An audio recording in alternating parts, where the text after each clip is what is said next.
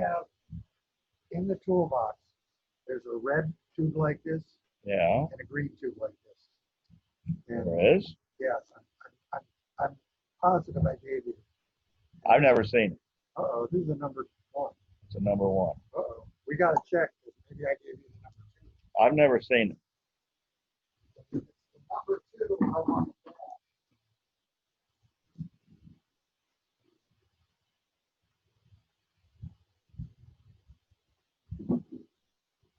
Is this the number 2?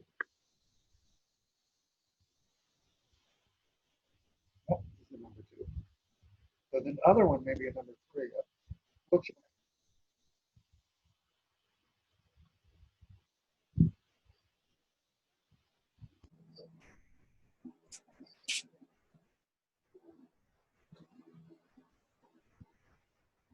Testing, testing.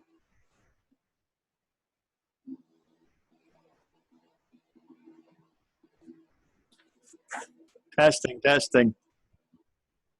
Okay.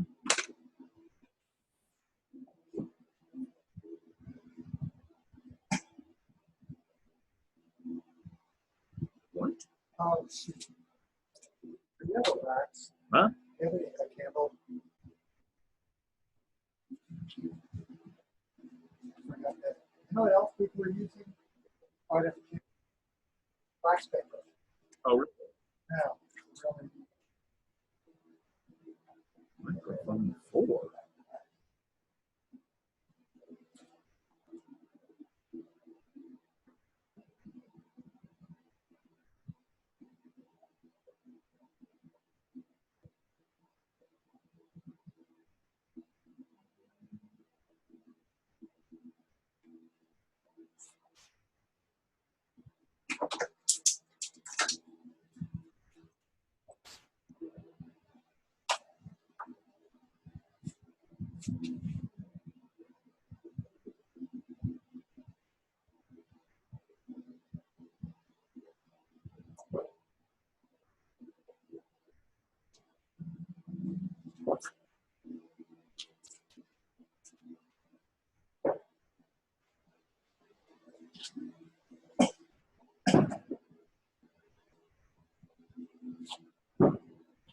Now, hopefully, they don't have bad weather.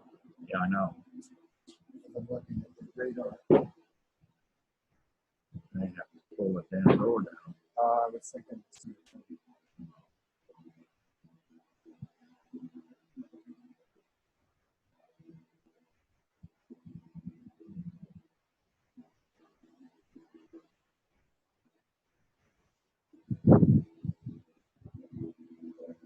Put on my official mask for 5 minutes.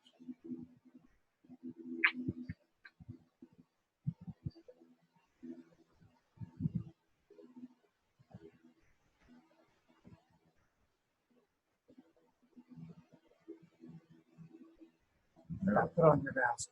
Yeah. I just got told. What? I just got told that I saw, we did a social gathering yesterday, and one of the ladies, her son, who's a firefighter, just got tested, came up positive. Oh, really? Yeah. Wow. But we were all apart. I wore my mask most of the time. Huh. God.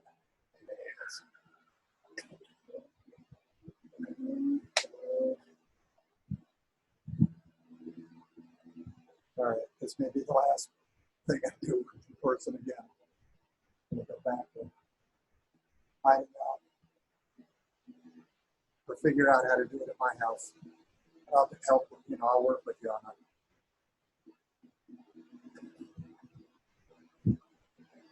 Well, I mean, all you got to do is just do it. What? I mean, it's, if you've got signal in the garage. I've got to figure out if I got signal. The one time you got a laptop, just take it in the garage and see where your bars are. Yeah. Well, then I also got to figure out a camera.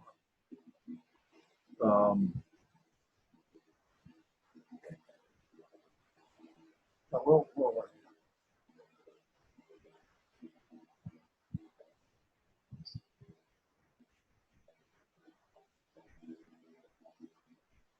You got a tripod? No. No? You were never into photography? I got rid of it all. Oh, okay. After a while, it's storage. Okay. Yeah, I never got into it. You know, this actually I called Jack to get the one of the tripods from the guild, and this one's his personal, I guess. But he said he had the cameras already mounted up on the other one on the guild, so he said, "Here, just take this one." So, and then I had to make the fancy bracket there.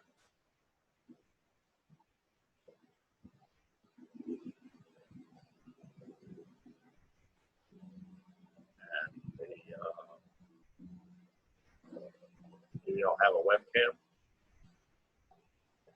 You know, like, No, like that. It's a remote camera. no, No?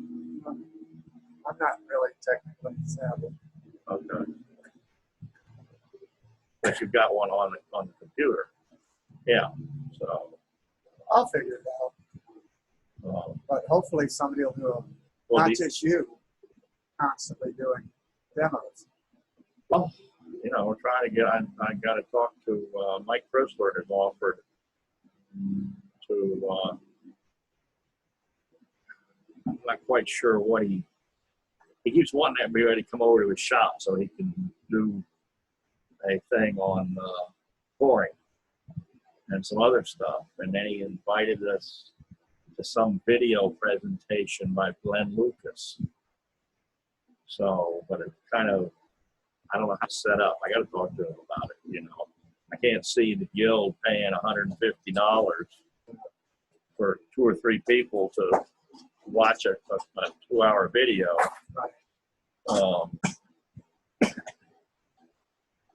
He offered to pay for it himself, but I don't want that either. No, So,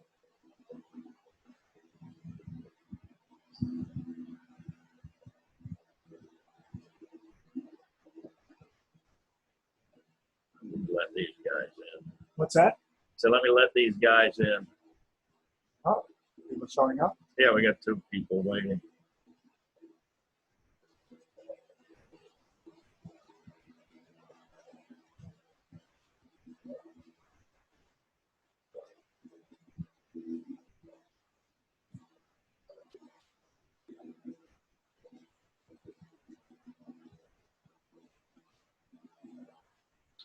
And I don't know. I'll be right back. Oh,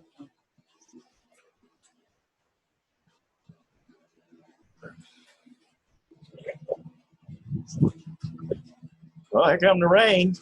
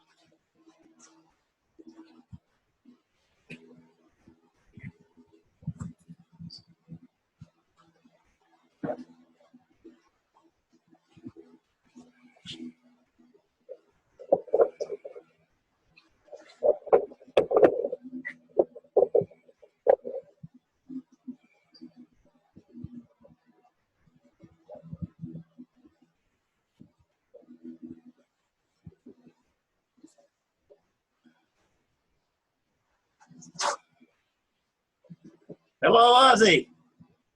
Good afternoon, Ralph. Hello. How you doing? Good, sir. Good. How's the audio? Oh, it sounds good. Yeah, and the picture looks really good too. Okay, I'm not sure if I'm supposed to be using the mic on the camera. But we had that trouble last time with Tiffany, where nobody could hear her because it was picking up the computer mic, not the camera mic. So hopefully I got it on the camera mic. Yeah, no, sounds good. Okay, Yeah, good. that shouldn't be a problem. I think Zoom has a setting to adjust it, but I hear you loud and clear. Okay, good. Even though I'm covered up. Yeah, even covered up. Okay. protected from the virus there? Dave Fruendlich's here in the shop with me. Oh, okay. So Better safe than sorry. yeah, we're following the mayor's orders. Yep. So Well, my shop is always closed, so even though I have an air cleaner that has a filter, I always wear my mask in the shop. right, It becomes like cloudy in there. yeah. I've got mine. This is open. I've got this is actually a 16 by 16 steel building. Oh wow, that's nice. That's And, really nice. yeah, except it's not big enough, but it's all I can jam in the back corner of my yard. But I've got two 8-foot roll-up doors. One on the east side and the other one on the north side. So I've got a lot of airflow through depending on which way the wind's blowing. But, you know, depending on which way the wind's blowing, it blows the rain right in too. So, Yeah. yeah. I have half of my shop outside under a little patio, Right. and I had to put a tarp up because of the same problem. If the rain comes in a certain angle, it washes me out. I can't work. Right.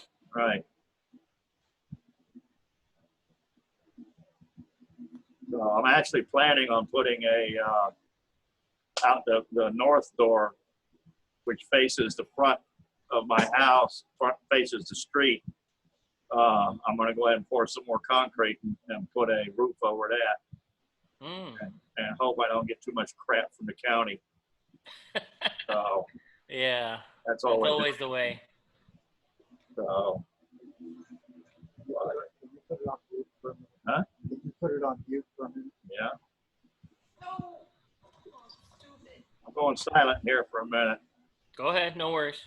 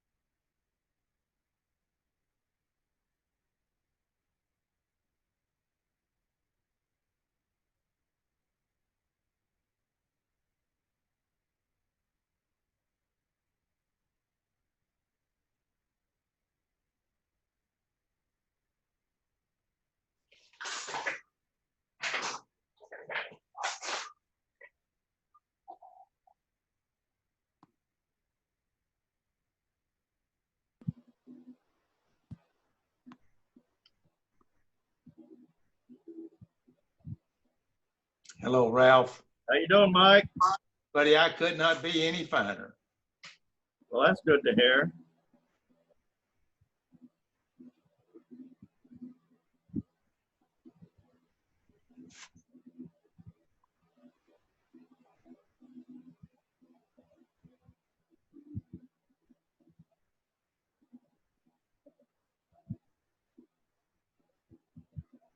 So you're at the house tonight, huh? Not the shop? No, that's only on Saturday. So I only go to the shop early in the morning. I come home middle of the day and do honeydews, and that list goes on forever. Honeydews, yeah. We have our youngest son is moving out to leave us as empty nesters, so we're redoing everything. Oh, really? Oh, it's horrible.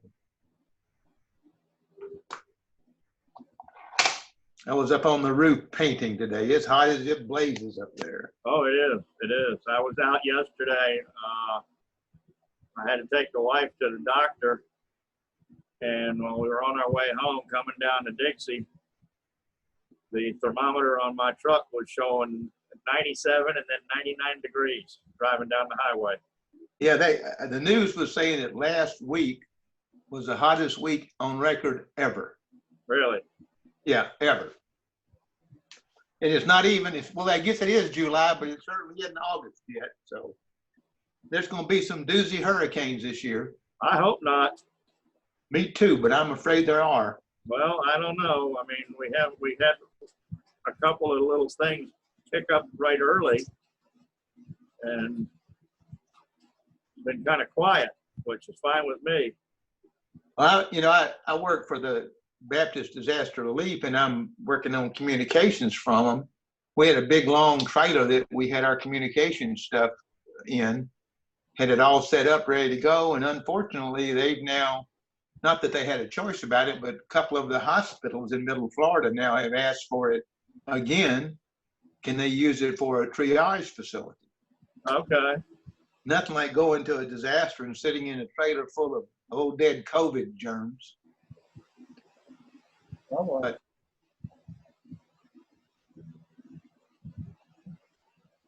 long as it goes that way, it'll be okay. Yeah, but It just started raining here. I'm talking to Dave Fruendlich here with me in the shop, oh, all right. and he's gonna do a little talk tonight on lathe maintenance.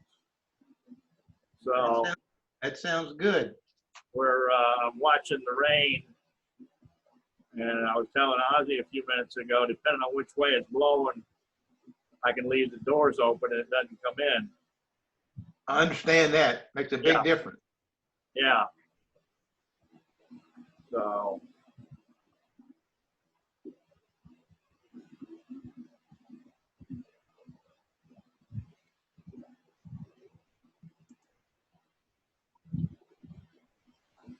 I don't see any store. Huh? Oh, there it is. That's great. Well, as long as it's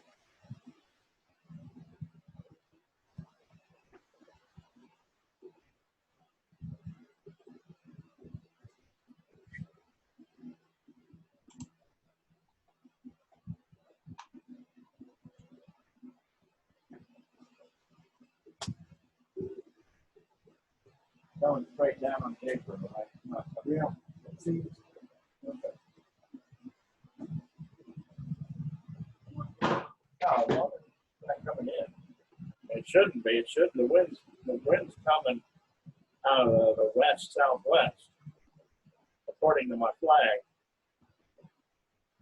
So.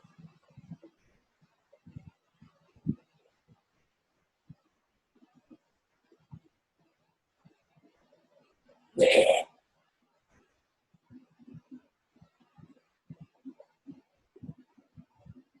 I watched the apron there. Yeah. As long as it, I got a few sprinkles popping in, but nothing worrying about. So.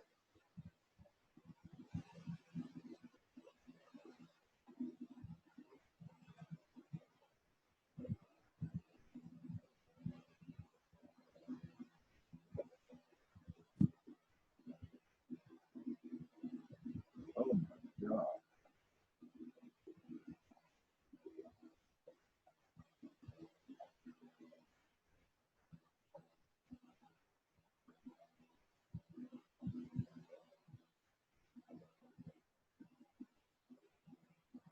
Oh, there it goes. All right, I'm back.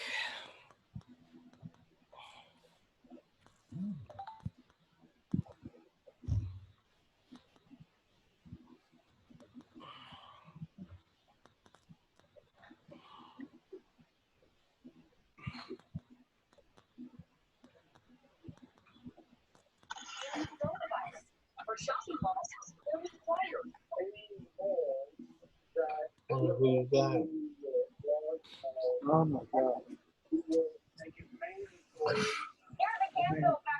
Hey, Ralph. Hey, Hey, I like your mask.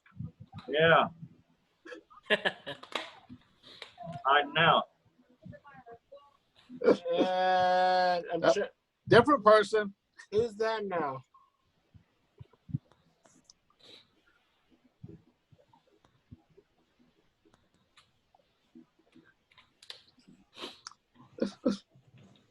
See, I got Daniel here with me. I see that. Hi. Hopefully his face won't break the camera. Hi, Ozzy. I don't think so. Hi. Dad, would you stop picking on me, please?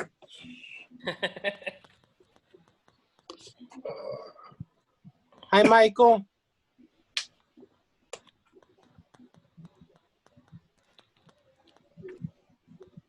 I think I went a little overboard on the bottle stopper challenge. Oh, yeah? Yeah. I did, let me see, I got 1, 2, 3, 4, 5, 6, 7 made. I got a bunch of Spectra plywood. Oh, did you? Yeah, so I started making bottle stoppers. Did you see that email I sent out today? The one about the symposium? No, the one there was the one of the companies that makes the Spectra ply Oh, has a sale, right? at a sale. Yes, Ah. CWP. I was actually gonna order tomorrow. Yeah, yeah. I think they make the good quality stuff. This stuff came from the company that does stainless steel bottle stoppers. These guys. From Nile? And I don't think it's the same stuff because I found one that had some I don't know, like it had not voids, but it had discoloration. Oh, really? Yeah, this one, you probably can't see it, but there's a part of the plywood that's not, it's not dyed right. Okay. Yeah, but it turns great. This stuff is great. I was just turning a blank that I got from somebody that's made out of skateboards, and Right. that stuff does not turn easy because I guess the grain direction on these is always the same way. So it's like a spindle, right? That stuff, since they make it, I guess, to be strong, Right. it's got an alternating grain pattern. So I discovered the hard way that it's Well, not. they also, with the skateboards, they probably also use a lot more structural glue. Yeah, that could When be they it. Too. laminate it, it's probably some kind of epoxy. Yeah, it was dulling my my carbide, my radius carbide thing really quick. Hey, Ralph, with the symposium, did I understand right that they're only charging $20.20 to join it? Right. Yeah, $20.20. Well, I decided that instead of sitting on my butt next weekend, I'll be doing that since I got another round of foot surgery on Thursday, unless they cancel out. Great. So I'll be off my feet for a while. Oh.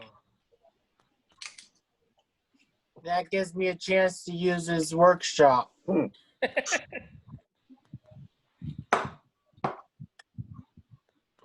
Hey guys, Hey, Saul. Hey. I saw.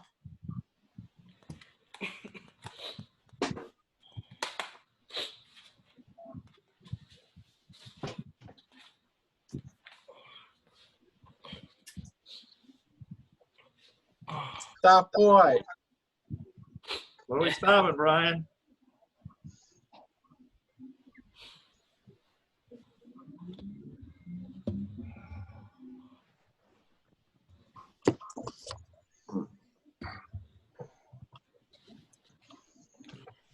Hi, Steve.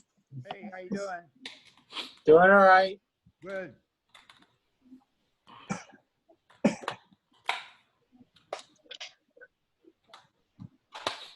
hey Ralph, Yeah.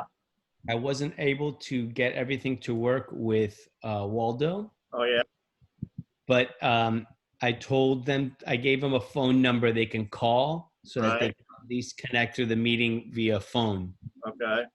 And then I just told them, I go, look, it's going to be a little weird without being able to see what's going on. Yeah. So, participate as much as you can. And if you guys get bored or lost and really don't know what to do, just, feel free to leave the meeting. Don't worry about it. And then that we left it that we would try to get the video and computer figured out for them by the next meeting. Okay. All right. What, they couldn't get the app to hook up in the computer? I got her to open Zoom. I got her to hear me and for her to see me. She didn't want to be seen, so we didn't activate the video for her. But the problem she's having is that she's working off her desktop and the speakers aren't working, so she can't hear anything from the speakers. Oh, okay. And so at that point, we hit a wall because she doesn't know enough about speakers and how to fix that. Right.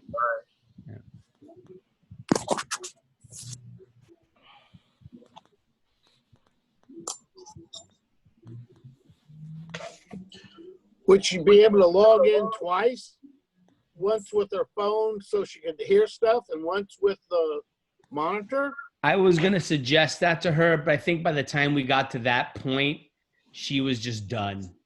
Yeah. She was just like I was going to suggest that. She's like, I think I'm just going to wait. I think it's just better if we stop. She was feeling really bad about bothering me. I'm like, you're not bothering me at all.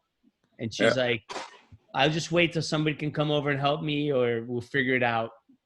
And I said, no problem. Well, hello, Soul. Are you there? Yes. Well, you may want to, the suggestion is her daughter, Vicky, stops by every once in a while. So maybe you can tell her to coordinate with Vicky to call when she's there to somebody. Yeah, absolutely. I don't know. I know that, Vicky just wasn't there at that moment. So we would have to coordinate something at another time. I understand that. Just saying, going forward, suggest that. Yeah.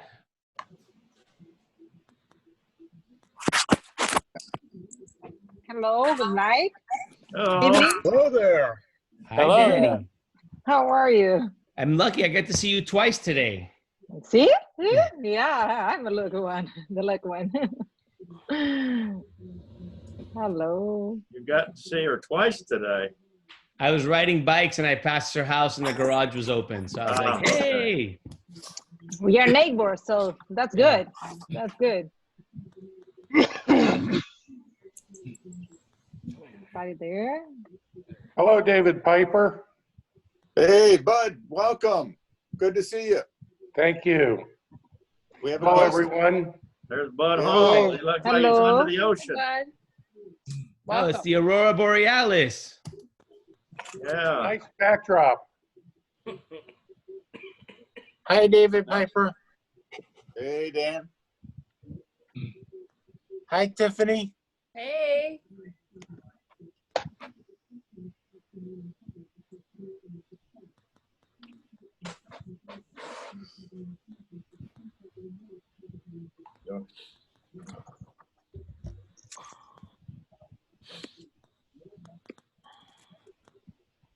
Rob has a new mask today. Yeah, I'm a bandit today. I got David Fruendlich here in the shop with me, so we're wearing masks. So we don't scare each other too much.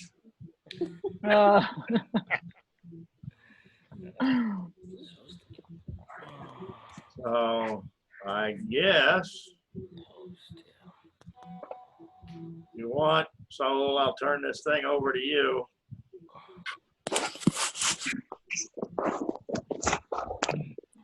Well, we can give it a couple more minutes, see how many more will show up.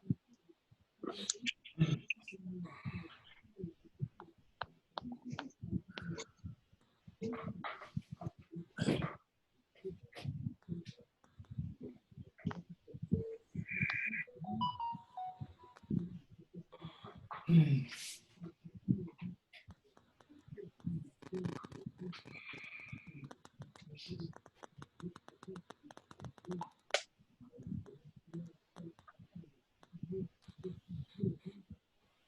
the hell is going on here? Hey, Ralph. Yeah. Hey, has Gary gotten in touch with you in the last week or so? Gary, no. Okay. I'll have to give him a pinch. He's out of town, isn't he? Now, is he? I No, thought he was I waiting. thought he was leaving. I didn't think he was leaving yet. Yeah, he's leaving the end of the month, I believe. Right.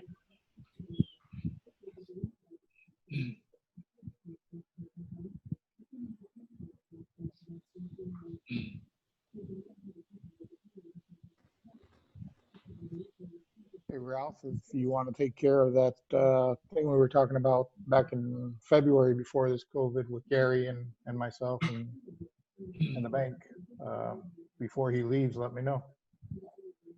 Who was that? Sigley, I can barely hear you. that if you want to move forward with the bank, Oh, the bank situation. that situation. Yeah, if Gary wants to do that, let's have to get a hold of him and get that Dave Piper in on that so we can go over a couple of things. We'll have a conversation or an email fest, or maybe we can just have our own Zoom meeting between the four of us. Okay. So,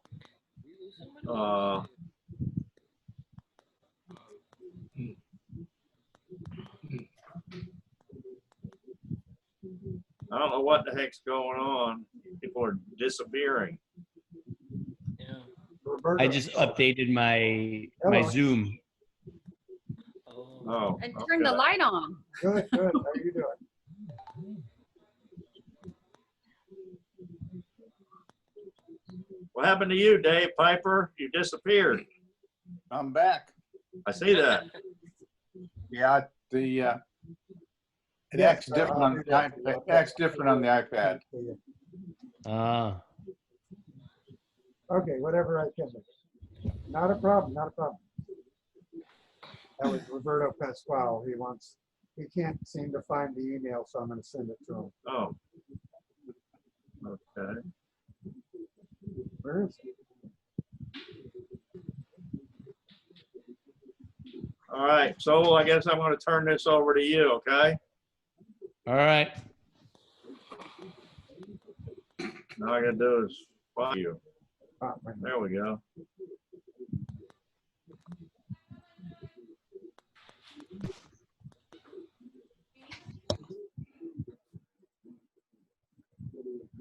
It was, but I don't know who's there. It's probably FedEx. Oh, I think we're getting Waldo. Are we? Yeah. Yeah. Hello? Like so. Is this Waldo? Well, it's Jean. Oh, hey, hi. How's Hey, it going? Jane. Hi, Jane. Hello. All right, guys. Do we start, Ralph? Yeah, I guess the normal stuff. We have one guest tonight, Bud Hall, the president of the Broward Club, Gold Coast Woodturners, is with us tonight. I think that's it. I don't see any other names up there that I don't recognize. So all the usual stuff. I have nothing to announce on events. If I get information, when I get information, Virtual AAW. it'll be passed on. Y'all should have gotten an email today about the virtual AAW symposium. And it's a big whopping $20.20. So, if you want to watch a bunch of good wood turning, yeah, it's well worth the $20. And it's for non-members as well. Oh, it is for non-members It said also? members and non-members. So you don't even have to join the AAW for this one. So it's definitely worth it. 2020. 2020. So, any other information, for events coming up, when I get it, it will be forwarded so we can make plans. Does anybody have any information that they'd like to share on anything coming up? Ralph, I got something to say here. Okay. Say, I'd like to thank all of you that participated in helping out Joyce buying her tools. Joyce, her husband was a woodturner. I don't think he was a member of our club. Passed away about 2-3 years ago. She had some issues. Another family member died. I sent out an email, about 1.5 years ago about tools for sale. It didn't go over too big, but this time we had a lot of participants, about 3 or 4 participants, and she was very happy. She sold a lot of the tools she had. Her husband was strictly a pen maker, but he had a lot of tools that he bought that still were new in the box.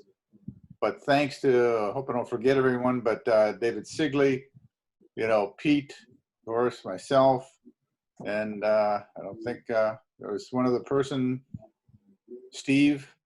But thanks to all of you that helped her out. So thanks for those that participated. It wasn't a guild event. I found out about her through another member, and Roberto. So it wasn't she didn't contact the guild and want to know what was happening. I found out through a member who found her on Craigslist. So thanks to all of you that helped her out. She was very grateful. Thanks for putting it Dave, together. did you There's send some out an good email deals. for that? Because I didn't know about it. I sent out at least 2-3 emails. Okay, Oh, missed it. yep. Keep buying tools, Tiffany. You're going to have to build a bigger shop. There you go. Absolutely. Or you Just could just go mobile. move There you go. move into the shop and make the house the shop. Make everybody live Right? out in the shop. Or do a Venema and move it in the living room. Yeah, that works good. Well, actually, there's only a couple people noticed, but when I was building this house, I did have a shop actually in the house before we had any furniture. Had table saws and all kinds of crap in the house. So, but that didn't Somebody last. was thrilled. That didn't last too long. So, anybody got anything else they want to share on that?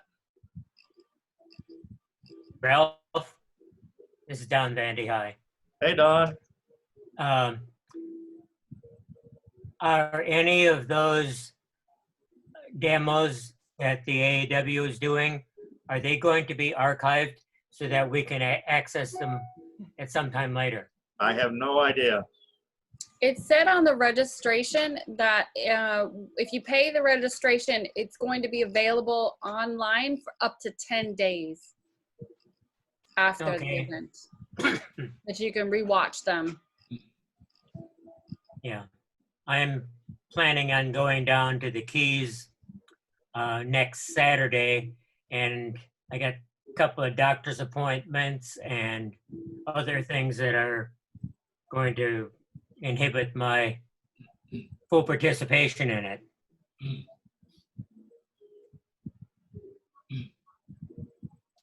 So that's good if I can access it later, because maybe then I can go back and look at some of that stuff on rainy days when we're down the Keys. Yes.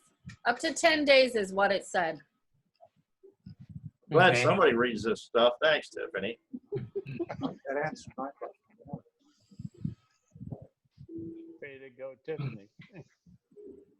So, all right. Well, I guess what we'll do, David Fruendlich's here in the shop with me.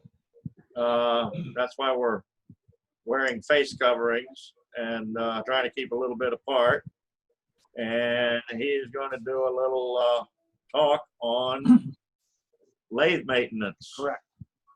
So at this point, I will direct the camera to him, and he will proceed with this talk. Ralph, if I may, can I say something? Yeah. All right, guys, it's the same procedure as normal. I'm going to mute everybody now. If you have a question, either contact me through chat and I can unmute you, or, stop things, or just do like crazy hands in the air, like that. And I'll do my best to get to you guys as soon as possible so we can ask whatever questions, okay? All right. All right, so I'm muting all in 5, 4, 3, 2. Oh, David, yeah? Ralph, are you going to record this? It is being He's already recorded. recording. Okay, You can Very good. record it too, I believe. Yeah. very good. Yeah. Okay. Muting now.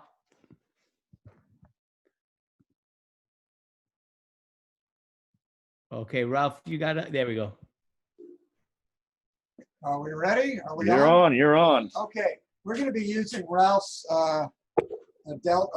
Jet Mini. What is this? A 12? 10, 1014. 1014. Okay, it doesn't matter what size lathe you have. It's basically the same parts, and you need to consider the same parts and how to maintenance and clean it up. First thing you want to use is your eyes and your ears. Okay, this part you do with the power on. If you turn it on, make sure you don't hear anything grinding, any bad, chips, this, that, whatever. And from here on out, we're going to turn everything off. Okay, so you want to make sure that your lathe is unplugged. Okay, because you're going to be playing around with parts that move around. All right. Want to do a visual inspection of everything. Kind of look to make sure everything's there. I know that sounds crazy, but I once was asked as a mentor to come over to somebody's house because their lathe wasn't quite working right. And over here on the spindle, they had a nut that was in the wrong place. They had gotten the lathe in parts, and when they put it together, it got put together, misaligned. So that caused some difficulty in using the lathe. So once we realized and looked at it and said, wait a minute, this is wrong, took it apart, reassembled it, it worked right. So if you didn't buy your lathe new, or you didn't get it from somebody that had it all working right, you want to make sure that everything's put together. Look for the schematic and stuff like that. Okay, now we got the major parts of the lathe. We got the headstock that has the spindle, it has the threads, it has the Morris taper. We got the bed or the ways that everything is attached to. We got the tool rest and banjo. Okay, and then we've got the tailstock. Now we're going to address these in a lot of different ways. First of all, let's look at the headstock. You can't see it because it's back here, but I'm opening up a little lever or a little door, and that's where the belt is. You want to make sure that the belt is in good shape. And you need to check this semi-regularly because, the belts down here, they could dry out, they could crack, and you want to know that it's going to happen beforehand. You can usually start to see, if you start seeing these belts are put together with layers of filament, string, whatever you want to call it. If you start seeing those coming apart at the edges and stuff like that, or you start seeing a crack. Like the one in this one. Like the one in this one, which you can't see, you may want to consider starting to change it. Okay? Because you don't want to be in the middle of a project, have something break, and not, and then have to start either ordering parts or stuff like that. Okay? The other thing I want to look at is just all around the lathe. I'm holding these up. So everybody can see what that is? It's not connected. It usually has an air hose right here that's connected. Okay? It's an air hose gun. What I use this for is on a regular basis. And if you're like me, I go out to the shop and I don't necessarily want to clean up. I want to start turning. So I find it easier at the end of the day when I'm done to clean up the shop so that the next day it's nice and clean. But if you didn't do that, what I want you to do is go out, look at your shop, see what it looks like, spray off the machine. If you don't have one of these, you have a vacuum system. Okay? Kind of vacuum all around in between. One of my lathes is kind of boxed in here, and I've got to be real careful because the shavings will build up in there, and I have to really kind of clean them out because that could get in the way. Our wood here, we're turning a lot of wet wood, so it's got moisture. It could cause rust, could cause particles to get stuck, and can make your lathe not work right, which we're going to talk about in just a minute. The other thing is you don't have any of the real technical things, which is an air hose or a vacuum, get a good bristle brush, a stiff brush, and just brush it off. Now all we're doing is just general cleaning here because I want to be able to use the lathe. Okay, so I'm just dusting off, making sure. Once in a while, like pretty regularly, we should clean out the threads of the spindle. Okay, I don't like using a wire brush on the lathe. Okay, a toothbrush works real well. Make sure you use your wife's toothbrush and not yours. An old toothbrush. Another stiff little brush. Harbor Freight has these on sale pretty regularly. This is a brass wire brush. Brass is softer, so I would use this. But again, I start with less aggressive and go into more aggressive only if I need to. And if you do this regularly, you won't need to use the brass brush. You can get away with either a toothbrush or a good stiff brush. And again, not with the lathe running. And all I'm doing, and Ralph, can you get a picture in there? In there? Okay, right in there, really close. All right, if you start to see, no, not that close, but you know. Okay, what you can start to see as I do this, it's really starting to clean up real well. Now I can also use a little lubricant. Ralph has WD-40, and this is what you use on this lathe, correct? Yeah. Okay. Well, I use on everything. All right, so he uses WD-40. I had a WD-40. Then also, I was looking online, and I'm going to talk about what's online. This is inox. Inox, from what I understand, was developed in Australia in the salt mines for all the salt, extracting equipment. And it's supposed to be real good for rust resistant and stuff like that. It's kind of cool. But either way, just a little spray, and I'm going to do it out here so I don't get, well, maybe. Oh, there it is. No. Ozzy, you have a question? Oh, okay. Sorry, I just saw you waving your hand. I wanted to make sure. All right, I just, a little bit of that on there, and I'm going to rub this on, and you can start to see this stuff coming off. We're going to, and if you do this regularly, you're not going to have a lot of dirt. Now, one of the reasons, why am I doing this, is because if you get a chip of wood, chunk of this, or, some of the varnish or different finishes on there, it can build up on the surface here. And it can mess up the threads on your face plates, on your threads here, your spindle. You do not want to mess up your spindle. That's a really expensive machine part, and you don't want to pay the money to repair it. So then I take a rag, just so you can see. That's just a light cleaning, and it came off that much junk. All that varnish and gook will mess up. Are you saying that I don't keep my lathe clean? No, none of us do. I'm okay. saying none of us do this. I'm going to tell you right off the bat, I'm guilty of this more than probably anybody here. So, but in planning this, I kind of looked through a bunch of YouTube videos and a couple other videos, which I'll put online. I'll do some connections. But if you just type in on YouTube, maintenance of a wood lathe, a whole bunch of them pop up. And you're going to find out one guy uses WD-40. They tell you WD stands for water displacement. And it's the 40th formula that they came up with. That's where the name came from. This is supposedly not a lubricant. You may want a lubricant. One guy doesn't use this at all. He only uses paste wax once on his beds and different things like that. We'll talk about that.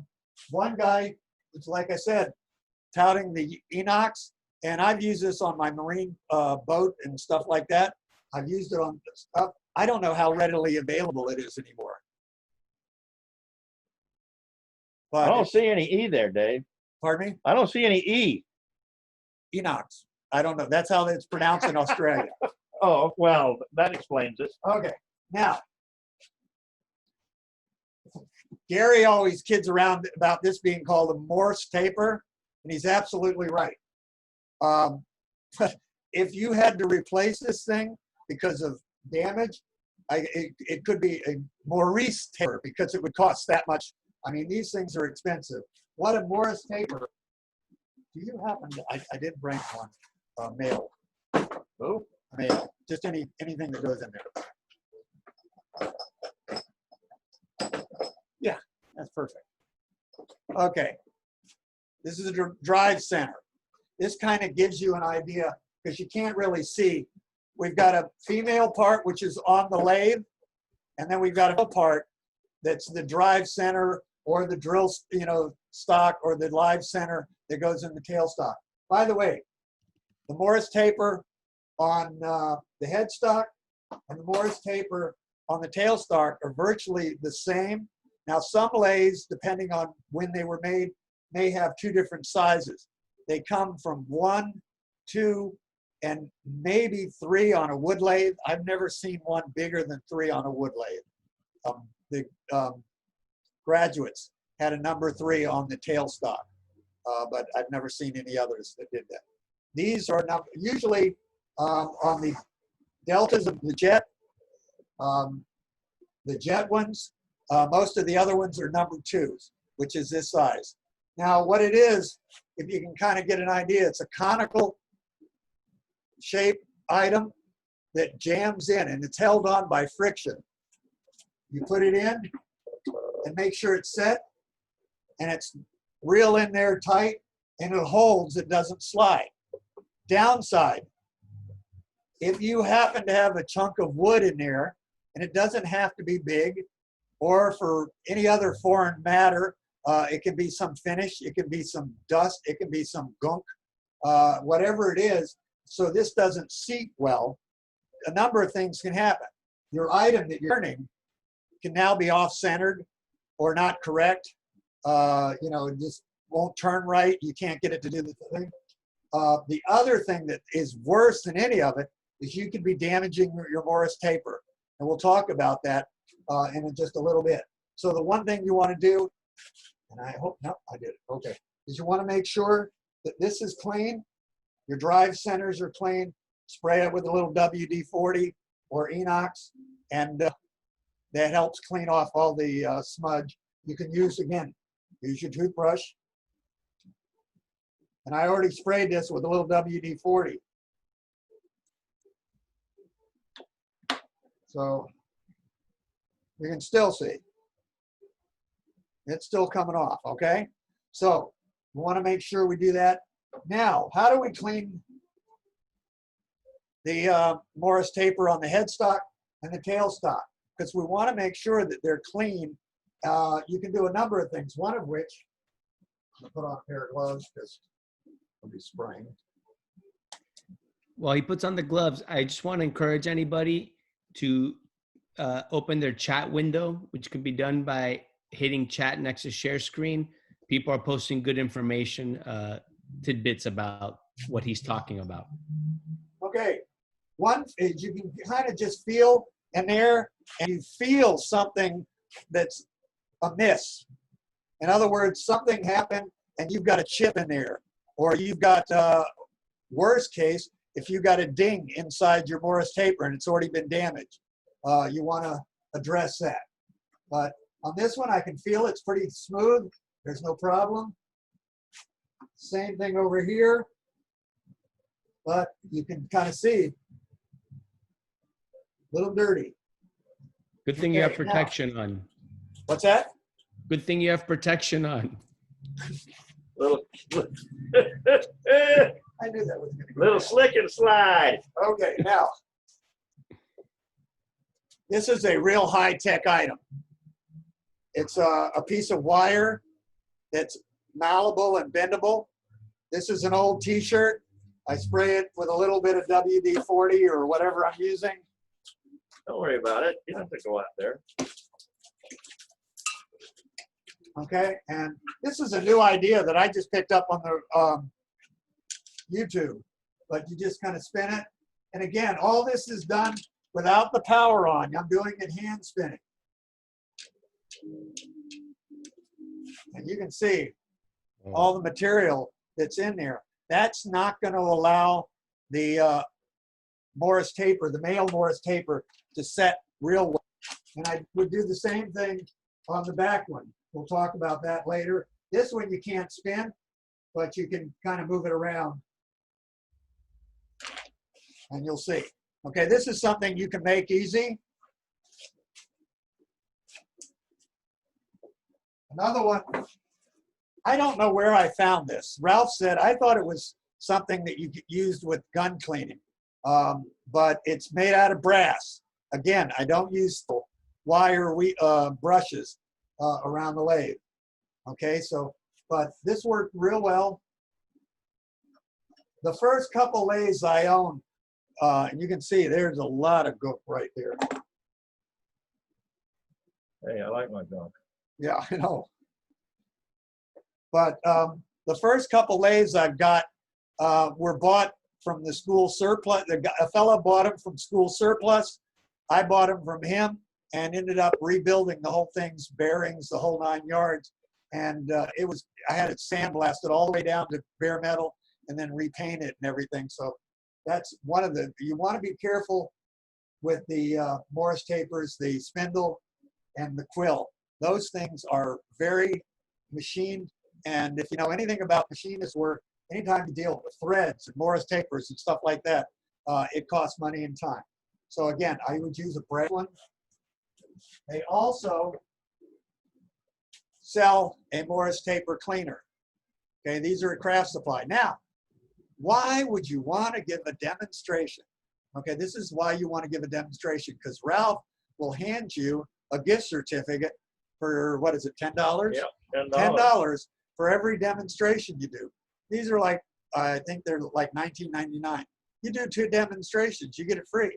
Anyway, if you can see, it's a conical shaped thing. It's in the same shape as the Morris taper, but it's got these little blades on it. Okay? And they kind of slide. You turn it always in the same direction. I'm going to hold it here. I turn it in one direction. I don't go back and forth. I turn it in one direction. You can use this a number of different ways. Let's say once you get your Morris tapers clean, and every day you do this, just come in here, hold it in place, and again, power off, and just rotate it. And you can start to see we're starting to really get this cleaned out. Now, if you wanted to, you could again spray the WD-40 in there, and that'll bring it out a little bit more. There's also another way of using this. What did we decide they're called? The blue thing? Right. Scotch-Brite pads, whatever. Abrasive pads. Abrasive pads. They come in different colors. You would probably want a finer grit one of these. They're not very gritty, but I think it's red is the most grit, and then like blue is a little bit less. What you do is you need to have a piece of Scotch-Brite that'll cover like 2 of these. You spray this with the WD-40 or whatever solvent you're using to clean out your lathe. And again, you slide it in, and this is a little more aggressive. Again, what I always say is start light and gradually get aggressive if you need to. If you don't need to, you don't need to do it. But with the WD-40, it's a lubricant and it helps dissolve all the varnishes. And we're really getting stuff out. Okay. Any questions about the Morris taper so far? Anybody? Nope. Nobody's giving me the signal. Okay. Now. Here, I got a signal for you. God forbid you've messed up or you got a problem in there. There's, when you put your finger in, you can feel like a little burr, you know, where it's, and you realize that it isn't a piece of wood, it isn't varnish, it isn't trash or sandpaper or anything like that. By the way, be careful. don't use sandpaper on this thing, okay? Do not use sandpaper on your Morris tapers, okay? Because you'll change that nice, fine, conical shape, and then it definitely won't sit right. What you can have, and Ralph and I are in discussion. We think the guild has them, but if they don't, I have one. They are reamers. This is the last resort. This is just like any other metal reamer that you would use in metalwork. This happens to be a fine one, and they come in number 1, number 2, number 3, and you've got to match whatever your machine is. The way you use this, I'm not going to put it in Ralph's lathe because he doesn't need it, and I don't want to put a ding in there. But the way you use it is you would put it in, you'd have your tail stuck up here with a live center, and that kind of centers it up. You bring this up, and you'd insert it, and then gradually give a little bit of pressure. Move your hand, your left hand. Gradually, I'm going to just set it in there. So Yeah. gradually, with a little pressure in the tailstock here, you'd have a wrench, and it's just like tapping a thread. You just gradually turn it and add a little pressure. Gradually turn it and add a little pressure. And you would go down and you're not trying to machine it back to a perfect Morris taper. All you're trying to do is take away the high spots of that ding or burr that you have in there, okay? This is the last resort. I wouldn't use it unless I really, really had to. And then I'd maybe consider going to Mitchell and talk to them and see what they would charge. Because you don't want to mess this part up. It's hundreds of dollars.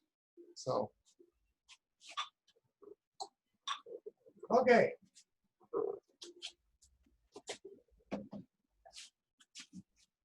And again, while you're doing all this, clean off the lathe, keep it clean going out. When you're looking at your headstock, make sure this one's bolted down. It's a different part. There's like 1, 2, 3, 4 parts, minimum parts here. You want to make sure it's good and tight, okay? So we're moving down the line. We've got the tool rest. Hey, what I'm going to do though, I'm going to take things apart for a minute and take it off. But my general inspection is I want to make sure everything looks like it's working right. Okay? So it seems to, but we'll come back to it.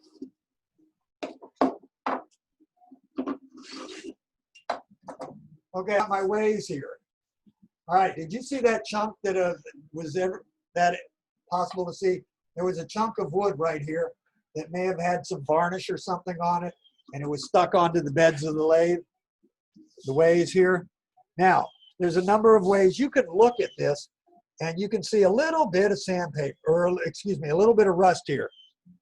Okay, it gets a little surface rust. Ralph's shop, we're in Florida, and you're not going to avoid a little rust unless you have an air-conditioned shop. So what we're going to do is we're going to dress it a lot of different ways. Ralph left me sandpaper, which I can use. I would use like 220 or higher. I use 500. That's You use 500? Okay, that's even better. But again, or 220. Part of the deal is you go higher and higher if you're doing this daily. Make sure your lathe, you may not have to do this every day. You may just look at it and get our brush and brush it off and clean it. Or you can take our Scotch Guard pad, okay, and put a little lubricant on there and do that. Now, there was one fellow that used sandpaper, and then he only used wax on it. You can get the Johnson's paste wax. I didn't have any with here anymore, and that works real well. Johnson's paste wax works also if you have a table saw, if you have a band saw, if you have one of the nice tables that you want to slide through. There's pluses and minuses with all that. Ralph got this stuff. This is Varathane. It's at Home Depot. They're no longer carrying Minwax products. So everything is Varathane. which he showed me is Rust-Oleum company. So I don't know, something to think about. If you look online, there's a lot of old blacksmithing tricks on how to keep your stuff from being rusted, the anvils and things like that. Now, once I do this, you can start to see it's loosening up a lot of this varnish and junk.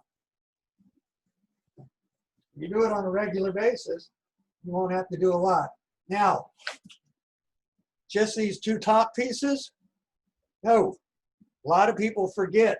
We have pieces here on the sides, the insides, the two planes on the inside, and then underneath where the locking mechanism holds, you want to make sure those are clean.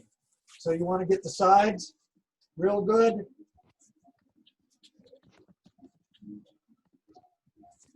And the underneath, the locking mechanism plate, part of the ways.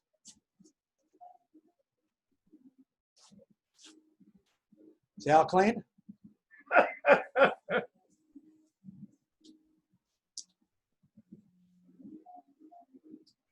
By the way, every one of our lathes is like this, unless you happen to be really diligent, and I'm terrible at it.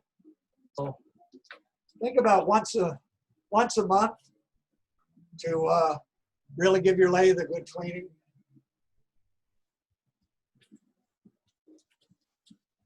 Depending on how much you use it, hopefully you're using it a lot, and you need to clean it regularly. But that kind of gives you an idea. Now, the nice part about this is I want to wipe off most of the stuff because, again, I don't want this to stain my wood.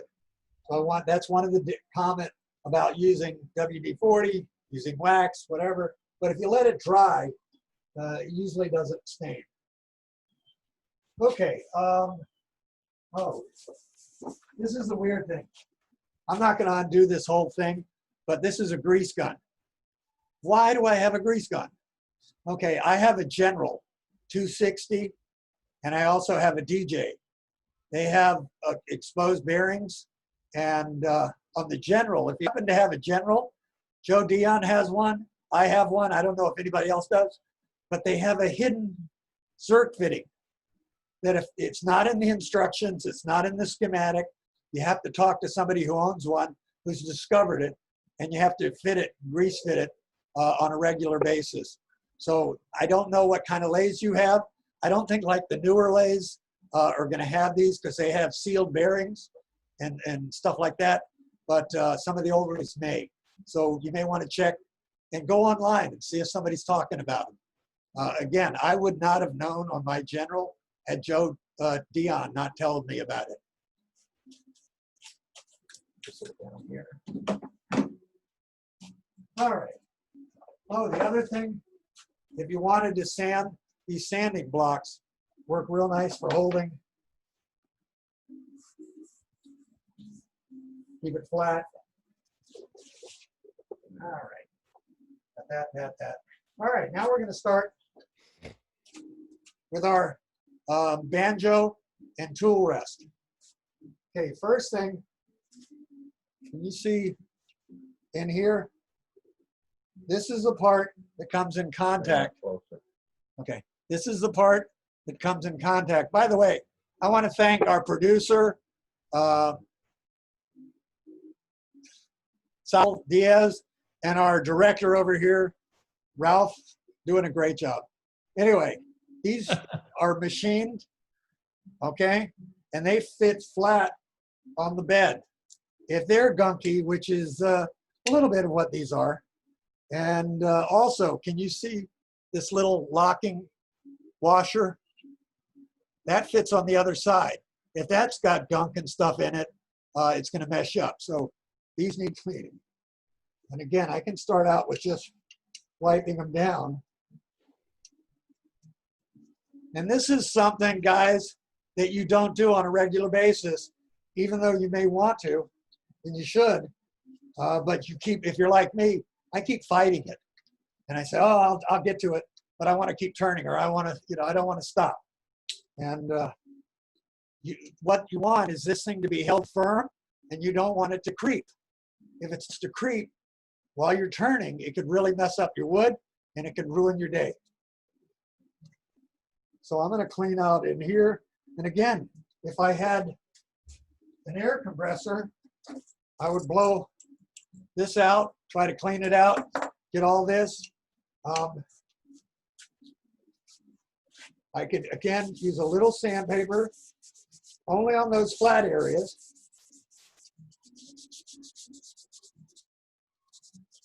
Are you able to see what I'm doing? Sal, is it working? Yeah, yeah. And also, on this little washer right here, I'm gonna come Can in I on the interrupt for 1 inside. second? Pardon me? Can I interrupt for 1 second? Yes, sir. Mr. B Hall, I'm sorry. You have a question? Yeah, we have two generals in our shop, in our club shop. And I don't know that any, Yeah, but I can't hear you. Can you hear him now? Try again. we have two generals in our club shop, and I don't know that anybody has ever greased those. Where is that Okay. Zerk fitting located? On the outside of the headstock, you're going to see, you know, do you have one of the green metal stands that this lathe sits on? Yes. Okay, there's a hole just under the lathe. And what you have to do is you have to rotate the speed control. How did I find it? You have to rotate. You have to rotate the speed control, and all of a sudden, this little Zerk fitting. I think we might have lost connection. Yeah, Mr. Hall, I don't know what everybody. happened there. I think we're back. Oh, well, we're back. We're back. We're back. Is everybody back? Yeah, everybody seems to be back. Yeah, we just. Whoever's not here, raise your hand. That's a school teacher joke. Okay. Anyway, to answer your question, I'm not sure all the generals have that Zerk fitting. And again, it's not in the manuals that I've found. What I can do is, if you after the show or whatever, when I get home, I can take a picture of it and send it to you. So if you can text me or email me from the list, I'll send you pictures of it. Great. Maybe you can send it to Dave Piper, and Dave can get it to me. Yeah, I can definitely. Yeah, we can do that, bud. We can. Dave can take a picture of it as lathe and forward it through Dave Piper to you guys up there. And I'll try to remember it. I do it like once every couple months, grease it, and so I'm gonna have to remember how I found it. But it's in that little hole, and you have to rotate some all by hand. Nothing's on that. Okay. Thank you. Oh, my Thank you, pleasure. Mr. Hall. Okay, now the rest of this on our tools. This is our banjo. You see this washer sliding up and down?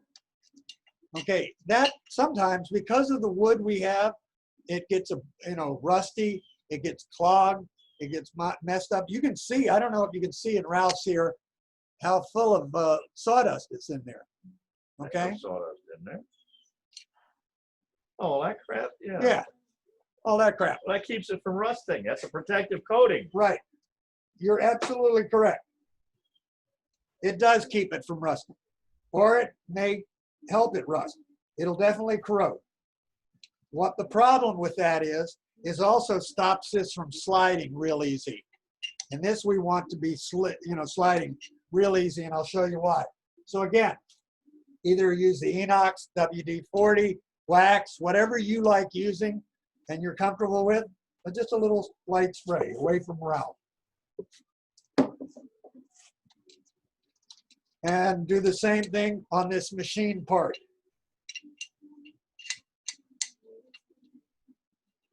Okay, now, while I have this, I don't know if you can see the nut here.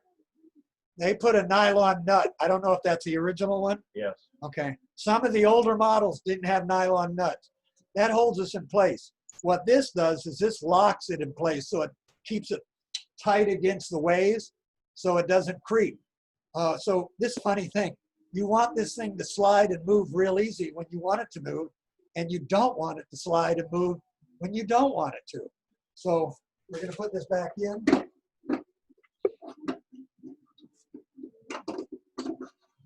Okay, and one of the things I want to test is see how it doesn't move.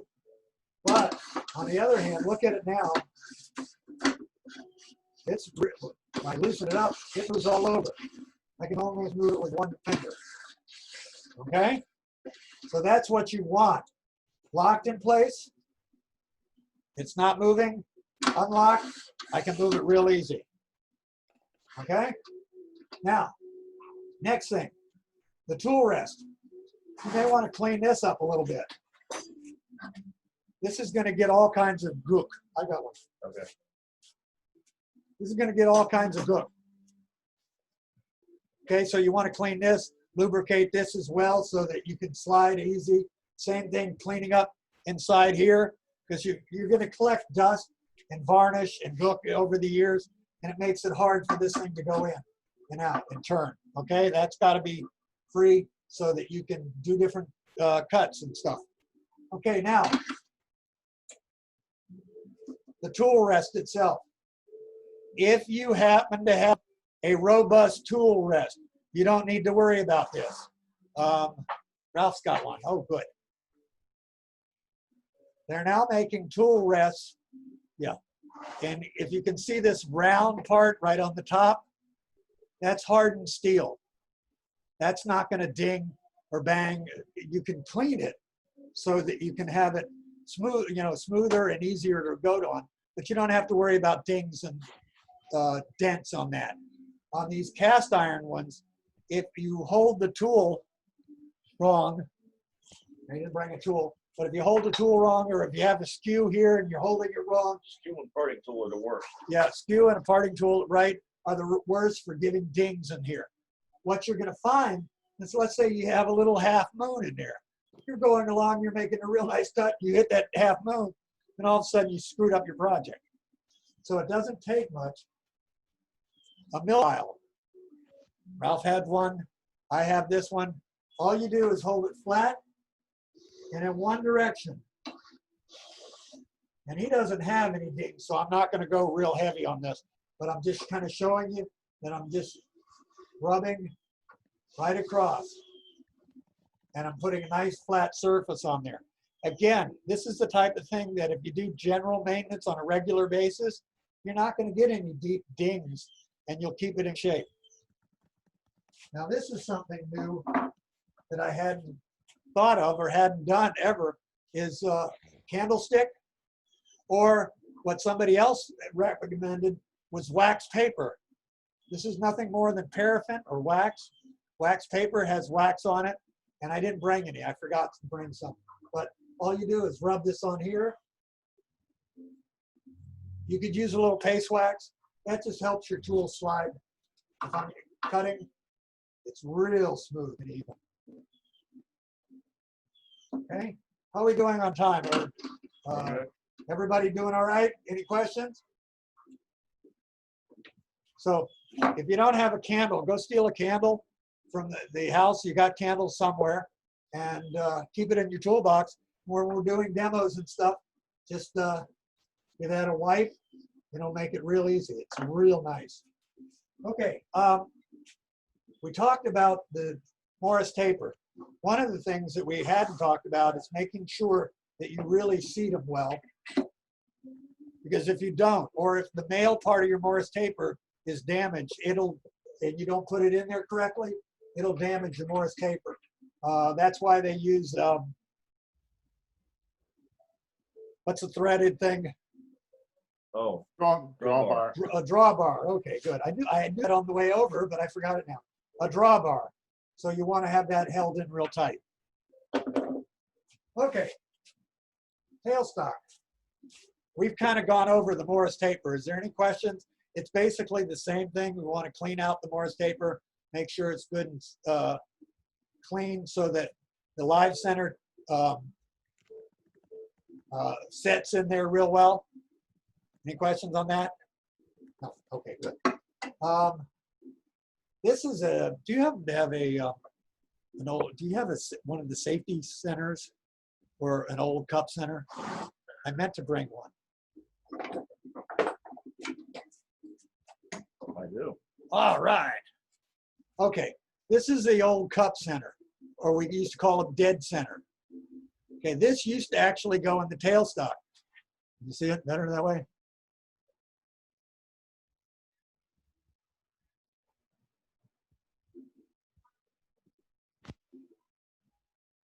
Everybody all right on that? Okay, this used to go in the tailstock, and they used to actually use wax or oil on them to lubricate them, and it would burn. Gotta use whale oil. Huh? Gotta use whale oil. Whale, yeah, right. And Anybody else? Hold on a funny second. part is, you could all of a sudden start to smell them. But what we've started doing a long time ago, I think it was Del Stubbs, but I'm not sure if he was the one that started it. He's the one that introduced it to me, using this as a drive center. They also now One-Way makes one very similar to this with a spring point.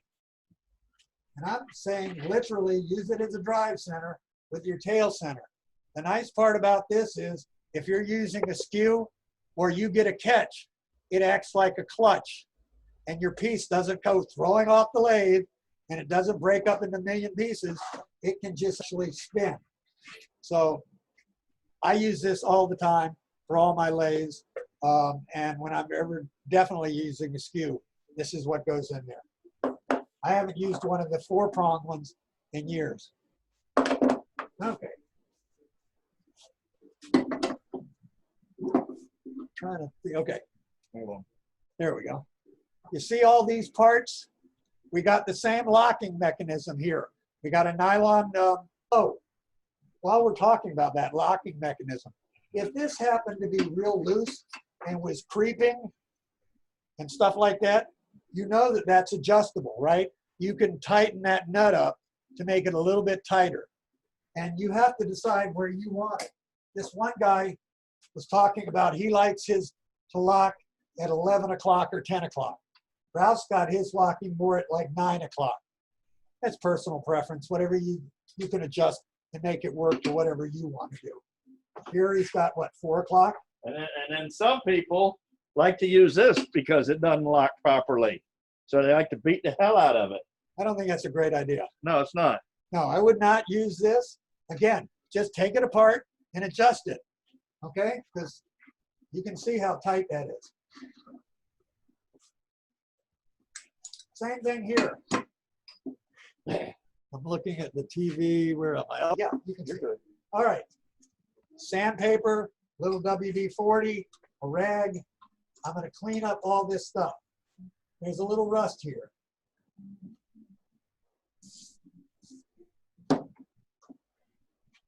You know, I notice I got the glove on the other hand and I'm using the ungloved hand. That happens all the time. Now, I don't just do this surface, okay? I also get here and here and here and here, and then I also, the locking mechanism, I want to clean that out because that'll help it slide better. Now, you're asking why we're using the little lathe? Because I didn't want to lift Ralph's tailstock on the Powermatic. That thing weighs a bunch. So, but they're all the same. They all work the same.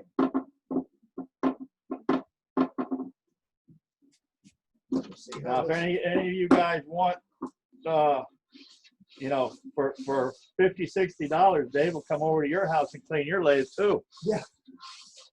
How did you get him to do it for only 10? Hey, you know. There's white stuff here that's coming up, and it's something we're cleaning.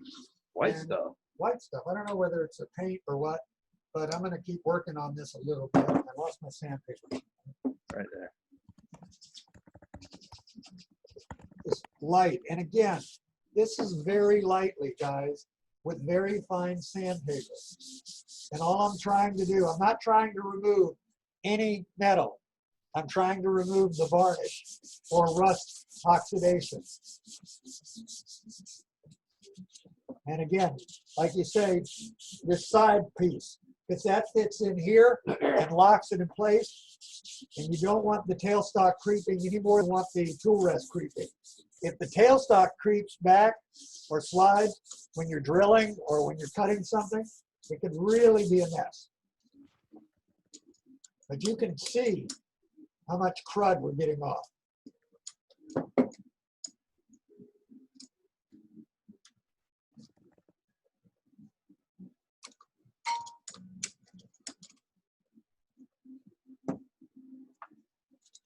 And again, I want to slide this. I want to make sure it locks in place good and tight, which it's doing. If it didn't, I could adjust that nut a little bit tighter. If it was too tight, I could loosen a little bit. If I would make a recommendation, if you can find a nut that's one of the nylon nuts, I like those because they stay in place pretty much. On one of my lathes, I couldn't do that. For whatever reason, I couldn't find a nut. And you can see how easy that's like. On my big DJ, it's a heavy tailstock, and like on Ralph's heavy tailstock, if you have a heavy tailstock and you can't slide it easily, it's a pain, and it really interferes with whatever you do in turning. So you want to make sure it's lined up. Now, this is a neat little tool. Can you see what it is? It's a double Morris taper. What do you think this is for? Don't ask. Don't answer. All right, you guys, behave. All right. We place it in, and that way, I don't know, let's get rid of this. We can kind of line up to make sure we got center to center. Now, don't go buy one of these. I have it. If anybody wants to borrow it, use it to test their lathe, they're more than welcome. But another way to do that, it's much easier and cheaper, is to take your centers and line them up. And that's pretty darn close. Can everybody see that? No. No. Okay. You want to go point to point on that? Yeah, it's point to point. If you have to, some lathes, my big DJ, I can adjust. Some of the other lathes you can adjust, some you can't. But that's one of the reasons you want to keep your lathe in good shape and keep it level. And when you're tightening it down, I'm not a real fan on, well, you got to make sure your bed is level and level both ways. And sometimes cast iron can shift if the floor are, realizing our garage floors are not level all the time. So don't level it off the floor, level it off the lathe, and you may have to shim it or adjust it different ways to get your lathe. Okay. That double-ended taper tool is very handy for lathes that have swiveling headstocks. Oh. And getting them back into alignment. Yep. And this isn't that much. It's like $20 online. I got it for years ago, but yeah. So now it's 50. Okay. Well, if anybody's interested, I've got one, and you're welcome to borrow it. Okay. Let's see where we're at. Are there any questions? I do this when I'm done, and I'm done for the day. My lathe, the General, and you up there in Broward may recognize this. The General comes down and then comes down real low in the back, and the wood shavings get built up. And I've had to try to make different vacuum systems so that I can clean that out. Luckily, my hand just barely goes in, and I, with the stick, push the sawdust out. But it's really a danger because it'll build all the way up where I can't move the tool rest or the tailstock because it's all jammed up with shavings. So you want to keep that clean, keep everything clean. Oh, your motor, your controller and your motor, you want to brush these out, airbrush them, make sure you get all the dust out, things like that. The other thing, Ralph, can I have one of your chucks? Anyone? I never knew about this, but I just discovered it while looking through YouTube. Right in here, if you kind of, with an air compressor, you can blow out a lot of dust, move them in and out, blow out a lot of dust. Now I'm warning you, the guy, as soon as he did it, I haven't tried it yet, but I mean, he was engulfed in a sea of dust. You want to clean these out pretty regularly, and that makes it easier. I don't know if anybody's ever had problems with them swiveling hard. A lot of times, I do some finishing on the lathe, and sometimes I get some finish or lacquer on here, so I have to clean that off too. But I found the airbrush works out real well. Here you go. Okay, I think I've got David Piper has a question. Yes. Yeah, Mr. Fruendlich. Yes. On you may want to talk about the quill, because in the past I've had trouble with the quill, especially if you use your lathe a lot for drilling. When I had my jet, the MIDI, I used it for drilling pen blanks a lot. And what happened is it would get, I couldn't tighten it enough. And what it turned out to be, some wise old man, well, some wise younger old man, RC, told me that that's because you put nicks in your quill. In the quill, there's like what do I want to say? The slot. A slot. Thank you. There's a That's key. the wise old man called RC. It's called a key. The key in the quill gets nicked up. So what you need to do then every once in a while is check it. Can I take this out? You don't have to take it. Yeah, without taking the screw out. well, without going through all that, sometimes sometimes you have to take the you have to take the quill I all the can't way take out the Turn it around. quill. All right. So right there, that key, what Dave Piper's talking about, that key slot, which the locking screw goes into to lock your quill when you need to. If you're not careful when you're drilling, especially, what happens is the quill wants to wobble, and the end of that screw damages the edges on the slot, and then it doesn't want to work its way in and out cleanly. So what you've got to do is remove the quill from the tailstock, and carefully with a file clean those edges up and get them back to square, to where everything slides easily. And one way to sort of avoid it is don't do a whole lot of drilling, especially too deep, with the quill extended out. And the other thing is to not let that locking screw get too loose where you have a whole lot of slop in it. Yeah, that's it exactly right, Ralph. When I on the jet, it was a little harder because on the side you didn't think about that, but with the Nova, the locking screw is on the top. Right. So I make sure I tighten just enough to, just a little friction there, not much, and I don't have that problem anymore. But yeah, if you do it without a lot of drilling, you'll notice it too. If you're drilling a hole and the hole doesn't seem to be centered. Right. Now, another thing with the drilling that I think we had brought up at one of the other meetings was when you're using a drill chuck in there, of course, it extends it further out, which puts more leverage against it. So if you're going to be doing a lot of drilling pilot holes, you're better off getting a Morris taper drill bit, so that you're not putting as much leverage on the quill by doing it that way. Just a little better setup for you. You're going to be doing a lot. There's a company on 72nd Avenue, I think. And if you look in our newsletter, you'll see the archives on the newsletters. They go all the way back to 88, I think. And this company used to give a discount. They don't anymore. But they sell used equipment or new equipment by the pound sometimes. And that's where a lot of us got our Morris taper drills. The other thing, show here, Ralph. The other thing that I've done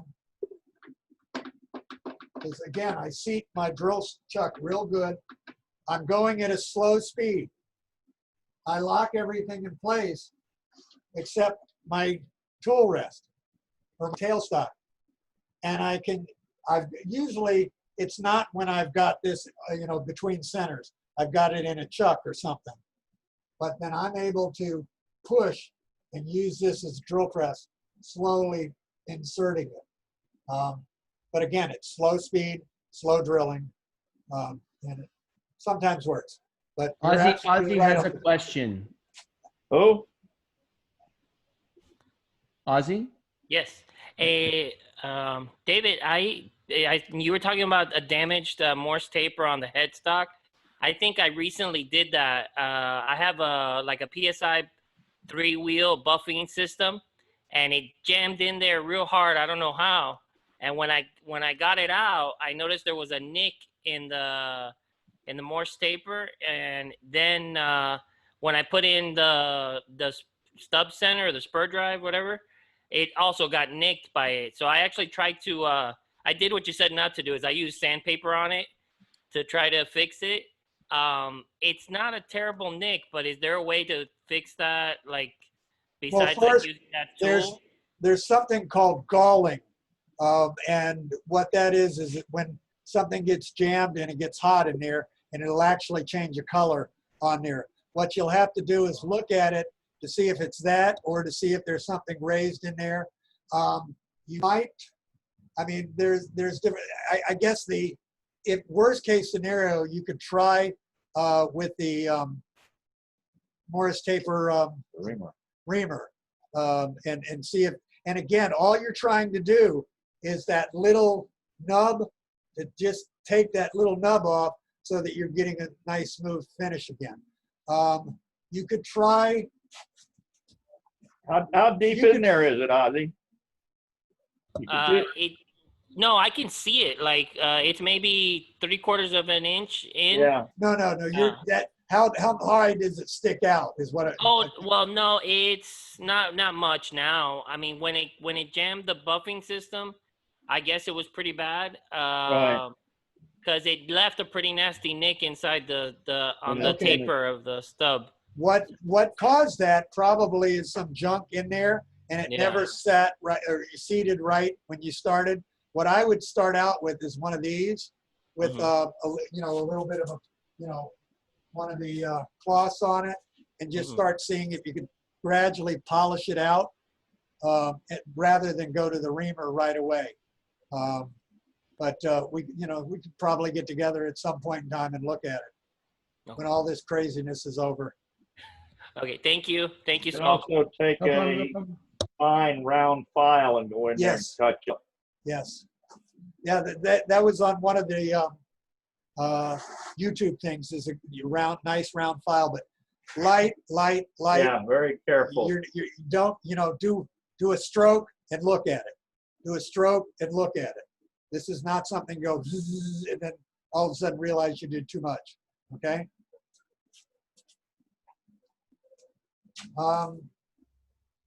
Trying to think. We talked about cleaning that. Basically, you want to keep it as clean as possible for all the, what we're using. Woods can be very abrasive in themselves. They've got all kinds of varnish, so they can build up, garbage in your lathe and make it just difficult to work with. If you keep it clean, it makes it easier and easier to work with. All right, I think that's pretty much it, unless somebody's got a question. Anybody have a question? Yes. I do just want to mention this. Sometimes that's happened to me with my banjo, that I noticed that I couldn't get close enough to the piece.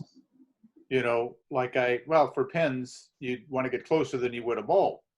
And I noticed that, and then I realized that it got all gunky. But I found too that first I usually wash it down with lacquer thinner. I tried mineral spirits, it doesn't clean it off enough, but lacquer thinner really gets all the gunk out.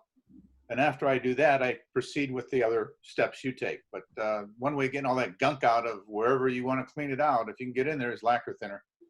Also, by the way, these rags, you can get all this gunk on it. You don't want any spontaneous combustion. If you've got a fence, what I do with mine is I've got a whole bunch of clothespins, and I go out to my fence and clip it on there. I use paper towels mostly, but on this I was reading and they recommended cloth rather than paper towels. But I would just clip it on there and let whatever solvent dry, and then throw it away once it's dry. The other thing, you happened to mention something that reminded me. I don't like necessarily leaving stuff in the lathe. Oh, hell no. Because what happens is I had one drive center get stuck, and it took me the longest time to get it out. I had to end up tapping it out and forcing it out with a little persuasion. Also, I don't like leaving things threaded on there. Now, on the downside is I don't like leaving it empty either. So I'm at the process. I think I'm going to go get me some PVC caps so that I can just cover them to keep them clean and from rusting or things that, debris to get in there. And I know I'm being crazy, but I think it's all those years of neglect to the lathe that I'm deciding now I should clean it and use it correctly. Yeah, definitely, especially if you're turning wet wood, don't leave the drive center or the live center in there overnight, because it can get it gets pretty darn stuck in there. You got to sometimes really beat the hell out of it to get it out. Yeah, on this one you can use a driving rod. This one, well, actually you can do it on this one too. Some of the centers don't have self-ejecting mechanisms. If you're buying a center, buy a good one that is self-ejecting. It makes it a lot easier. A lot of the older ones don't have that. Not the center, it's the lathe. The lathe. Well, but it's also both. But the problem with some of them, some of your centers, depending on which tailstock you've got, even if it's a self-ejecting tailstock, if the taper on the center is not long enough, exactly, it won't eject. Exactly. And then you're sitting there and you got to take it all apart to get it out. Yeah, and you don't want to do that. So those things, I mean, I got to tell you that whether you get the one-way, whether you get the Powermatic, whether you get the, there's a new company, Savannah, they're all making these ball bearing. Chinesium copies of one-way. Yeah, they're copies of one-way, but Robust has one. If you get one of those nice centers, they're worth the money in the long run. Mm-hmm. Well, I have to, on that, if I may add, I had a trouble with my one-way live center. And the problem is, on the Nova that I have, the Nova 3000, it's a 3/8 knockout bar, okay? No, it's a 1/2 inch. Anyways, I talked to Ralph about it, and I said, you know, sometimes after I do some drilling or whatever I'm doing, not drilling, but turning with it, I have a heck of a time getting it out. And his suggestion was put a bolt in there, just put a piece of tape on there so it makes the bottom of it a little bigger. And then when you use a knockout bar, you don't have that problem. Did I describe that right, Ralph? I think Ralph's looking, he's looking to show you one. Yeah. I want to make sure I described it properly. Yes, that's exactly what you do. I actually had to do that on my one Delta lathe. Because the reason I said that, the one-way live center isn't a cheap live center. So, you know. No, it's not. But because of the taper on there is fairly short compared to some of them. Right. Okay, and then also with it being hollow, some knockout bars will go right up in there instead of knocking it out. So what I do I never thought of that. is take a 1/4-20 bolt. Oh, okay. And I wrap some tape around the thread so that it fits tight, and then I just stick it in the back of the live center so that it makes it longer so that it'll self-eject. Or if you're going to use a knockout bar, the knockout bar won't go up in the hole. It'll knock the whole thing out. Okay, it just happened. We made history. My daughter, for as long as we've run the guild and had the guild, has always called me at meetings. So Lisa just called, so I'll tell her later on that she did it again. She called during a wood turning meeting. So anyway, that's a history lesson. Oh, I'm taking this apart only so I can take it home, but never use a file without a handle. Oh, come on. Make yourself a handle. This really hurts if it goes into your hand. Okay? That is true. That's a safety thing. You should always put a handle on a file, and since we're wood turners, you can make really nice handles. Yeah. You know, for your files and for some of your turning tools. May not make you a better turner, but at least you'll have nice looking stuff. Hey, you know, when Del Stubbs was here years ago, he talked about the spoon makers and the bowl makers over in Sweden that he was learning from. And his commentary was the spoon makers and bowl makers, for their bowls and spoons that they use daily, they carved themselves the most beautiful things. And we were like talking, and he says, yeah, their whole philosophy is if you're using something daily, it should be a piece of artwork that you get to hold and use every day. So if we're turning handles, make them nice handles. Okay, I like that. Anyway, All right, anybody got any questions for David? I'm going to put some things on email. The American Woodturner. Before, who was the one who was interested in, who had a ding in their Morris taper? Ozzy. Ozzy. We're going to put online. Are you an AAW member? No. Okay, I'll have to make you a copy or try to get it to you. I can email that to you. There's a really great article in there about maintaining your Morris taper. I also, on the YouTube, different channels, they have guys doing maintenance and stuff like that. There's another guy, Turning for Profit, that has a whole thing on taking care of your lathe and doing daily, weekly, and monthly things. I was having a little problem. I don't know if he's having a problem with that site. The hell is that? Fireworks. Anyway, he's having a little problem with his website. I don't know if it's me or the website, but he has some good ideas. Can you hear us out there? Yeah. Guys? Yeah. Okay, good, because we got fireworks going on right outside. All right, Well, Ralph, I'm done. Does anybody have questions, or should we start the show and tell? I think nobody's got any questions. Well, let's proceed. Okay, I am gonna go in the order that I have on my screen. If you don't want to share, just say, wave your head no or say no, and you don't have to share.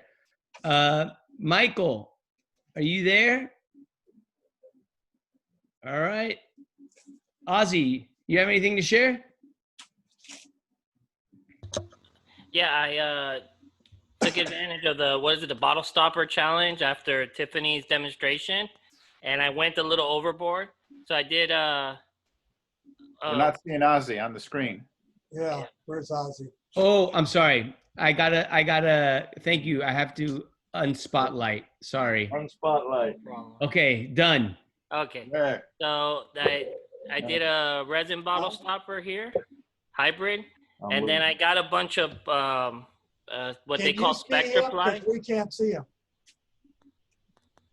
Are you guys seeing him? Raise your hand if you can see him. Yeah, we saw him there for a minute. There we go. Yeah. Okay. So I got a bunch of spectra ply. So I did these bottle stoppers as well. And I did this little nice one that I sort of wanted it to look like a wine glass. So I tried to hollow it out a little bit. Yeah. And I just love the color of the plywood. And apparently enough of my friends on Instagram liked it that I actually was able to sell one. So I made another hybrid. So yeah, I went overboard on the bottle stopper challenge. That's it. Thank you. Good job. All right. Don, do you have anything you want to share? I've asked to unmute, but okay. Jim? No? Okay. If they still have mute up, they might be muted from their end. They're saying no. Okay. I got something if nobody has. I'm locked up. I can't do anything. Oh, okay. See? All right. Oh. Brian, do you have anything? Sorry, I just you had yourself unmuted. Sorry. Do you have anything? No? Yes. Okay, sorry, go. There you go. Got a sphere. Oh, Norfolk Island pine sphere. It's 6 inches in diameter. A little deft lacquer. And have this base, also Norfolk Island pine base. Nice.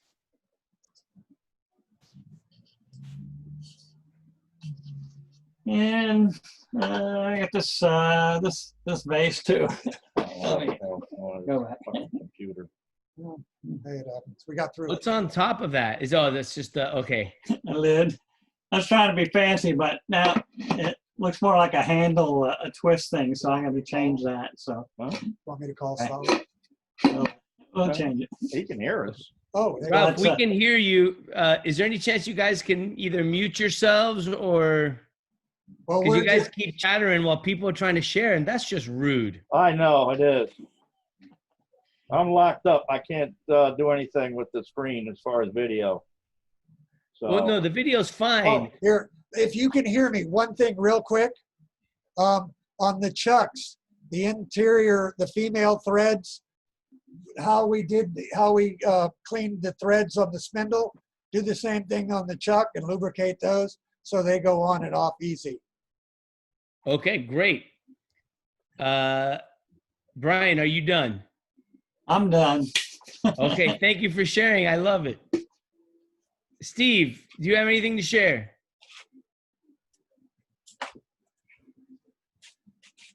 Steve, we can't hear you. Well, I don't know why. Oh, now we can. Now we can. So I'm in a piercing kind of mode right now. So I made a Tree of Life bowl. Wow. That's Kept me awesome. off the streets for a while. Oh, anything else? No, that's it. Thank you for sharing. Pat?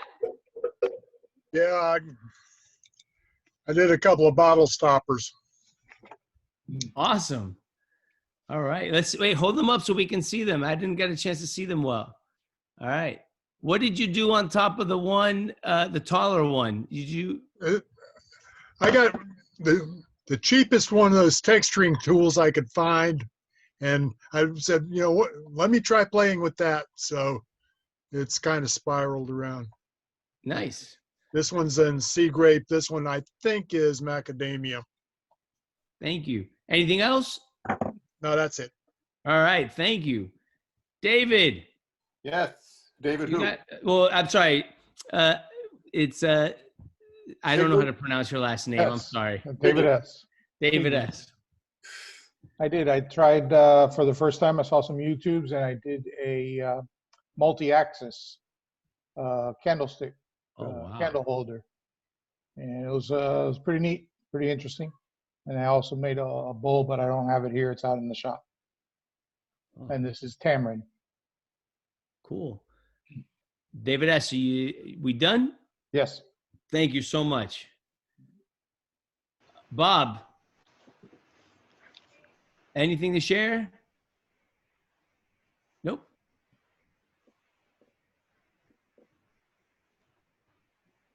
Bob, you don't have anything to share, or you have something to share? No, Okay, I'm good. sorry. Thanks. Okay, sorry. Thank you. Tiffany? Nothing? All right. Mr. Hall? Well, let me go over here and grab since you asked. I just did a couple of candlesticks.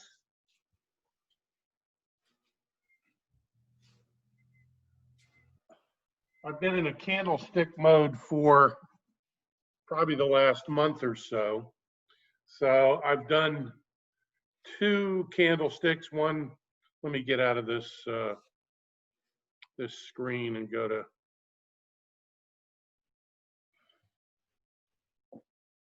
Yeah, this will work a little better. Oh, yeah. I've got 2 different heights. One is concave, one's convex candlesticks. And last month I did 5 eccentric turned candlesticks.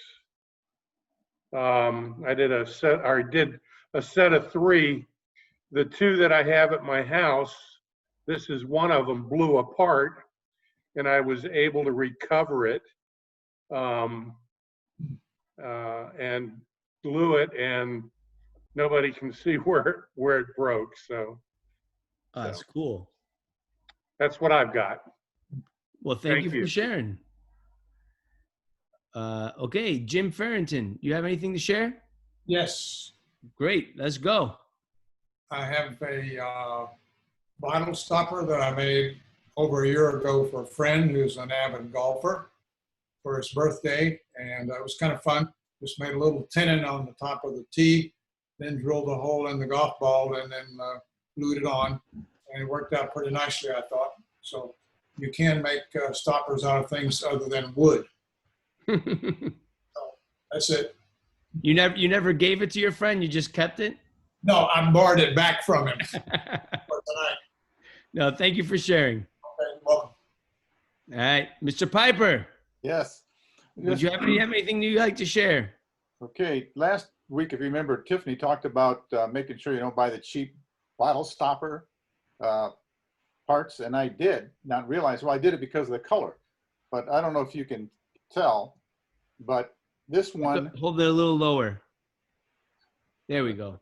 Yeah, there. There we go. Okay, this one, it was really, it looked like corrosion. It was really a milky color. So I wanted to bring that and show it to you, but by sitting here, and my rubber, I guess whatever was on there went away. So I just wonder if that corrosion won't last. But anyways, this is what she was warning you about, and it did happen. So when I put it back in a bottle, sure enough, a couple days, I'm sure it's going to be like this.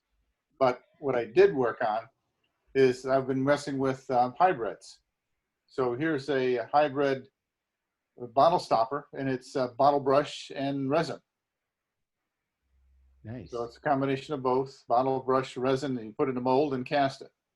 Oh, you can see it too well. Let's see. Let's see if that, nope. Lighting's pretty bad. You really can't see it. But anyways, the downside to this is I went too deep and I got the dowel that I used. So I'm trying to decide whether or not to go through all the way and fill it with the same resin, or that's probably what I'm going to do. That's why I didn't finish it yet, is because I want to do some more work on it.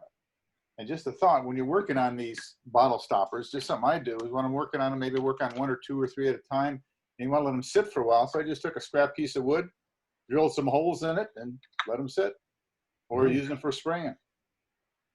This is a Nice. scrap piece of wood. That's it. Thank you. Well, Carmen is not your name, pero Mr. Anton. Hey, so this is Roberto. Hello, how are you?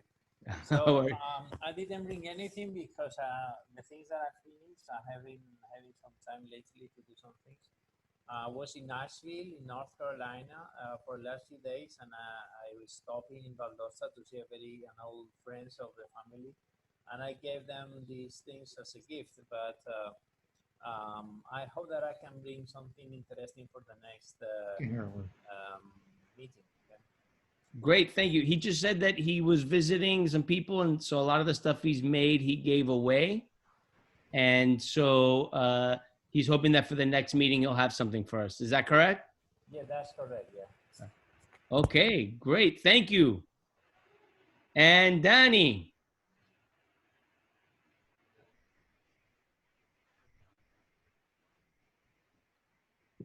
Unmute. Okay. Yes, I have this. I made this kind of vase bowl. I was inspired in some old Indian, like not Indian vase that I saw made of ceramic. So I did it with, I think it's rosewood. I'm not sure. And then I'm finishing 2 tamarind bowl, this and small one. But I have to finish them. So that's it. Great. Thank you for sharing. Thank you. Ralph is telling me that his screen is locked up. But Ralph, can you hear us?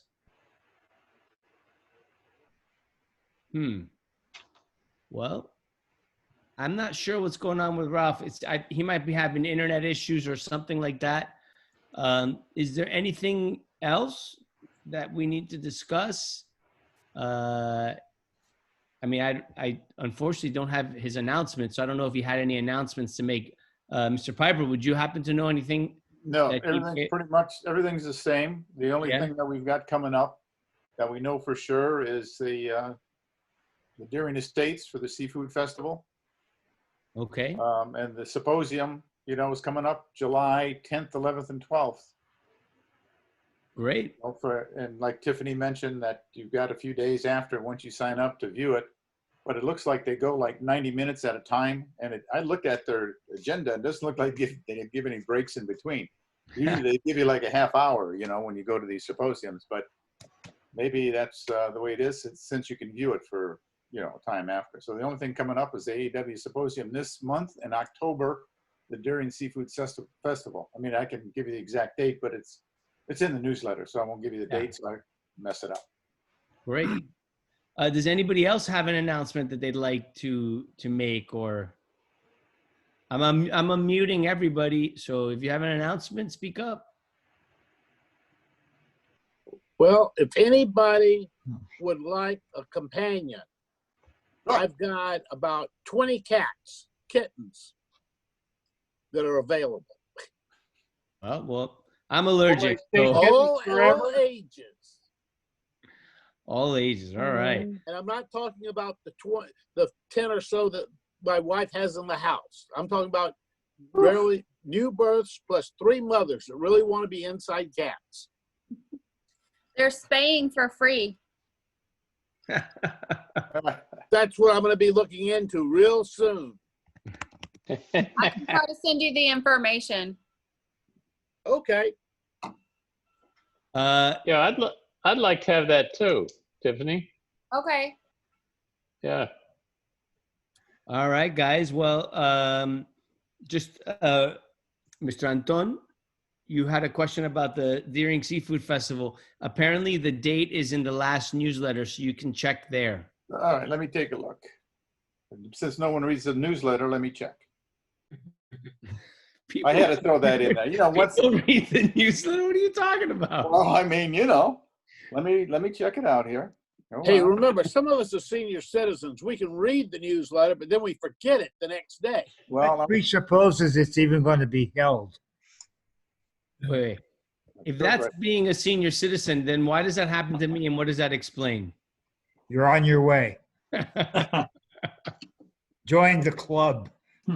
What I did is I thought I had it on my calendar, so I'm not going to commit to the date since I don't know for sure, but it definitely is on our last month's newsletter, and it will be in the newsletter this month. All right. If I were to take a guess, I'm thinking around the 18th because they told us the 20th the first time, and the 20th is on a Tuesday. So I'm guessing right now the 18th, but the newsletter takes preference. Okay. All right, guys. Well, I think that's it. Good job, guys. I would say to thank the speaker, but apparently they're not here. I'm trying to boot them from here, but something's not happening. It's weird. I would like to thank Mr. Hall. Oh, yes. Sorry, Danny. A question. Is it possible to the chat, the questions and the names you put in the chat, is it's possible to keep it or to copy it or to send away, or? What you mean in the chat? Like you want to keep the? Yeah, because in the chat you have the names of the pieces and all the tips that everybody's put in there. So how do you keep it? I never used it. I don't know. I never did it. Let me see if I can figure that out really quickly. I'm not sure you can. Saul, you could save the chat. There's when the window, there's 3 little dots that say more, and it opens up, says save chat. Oh, save. I did that, and it was the first thing, and I didn't see it. I guess I'm on my way. Okay. I've saved the chat. Give me a second, and what I'll do is let me see if this will work. Maybe this won't work. I can upload it. Give me a second. Ozzy, this is something that only Saul can do, or I could do if I. Oh, you could probably do it. You could do it too. It's available on all the chat windows because I could do it. You don't have to be host. So we'll probably save it like as some sort of Word file or something. Yeah. So if you go to the 3 dots next to where it says file, the first thing says save chat. Oh no, for me not. The 3 dots, no. Yeah. Just say chat meetings, settings. No. So when you go to the chat window, where you would enter the message, okay, you should see 3 dots there. Do you see those 3 dots? Bottom right, Danny. Yeah. Next to file. Yeah. No, I can't see it. Okay. Well, not in mine, but okay. Let me see. No. I just saved it, Danny. I'll send it to you. Okay, thank you. Sorry for my ignorance here, but it's No, I couldn't find it. Oh, don't worry about Thank it. you. Uh, Thank you. No problem. I'm also going to really quickly post this here to see if that, I just posted it on the file. I don't know if that allows you to download it. So you can try that, but the last thing I just says meeting save chat TXT. You might be able to download it that way. Okay. Okay. Thank you. No problem. Anybody else? Mr. Hall, thank you for joining us today. Oh, thank you for having me. It was a good instruction, and sounds like you guys have got a great group of guys and women to carry on the organization. It's our fearless leader and our great team. Yeah. Thank you. All Be right, safe guys. and have a happy 4th, everyone. Yeah, same, guys. Have a great 4th of July. Be safe, guys.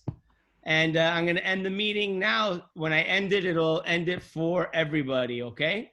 Okay, thank you, All right. Saul. Thank No you, problem. Ralph Guys, be and safe. Dave. Bye. Thank you, everybody. Bye. Bye.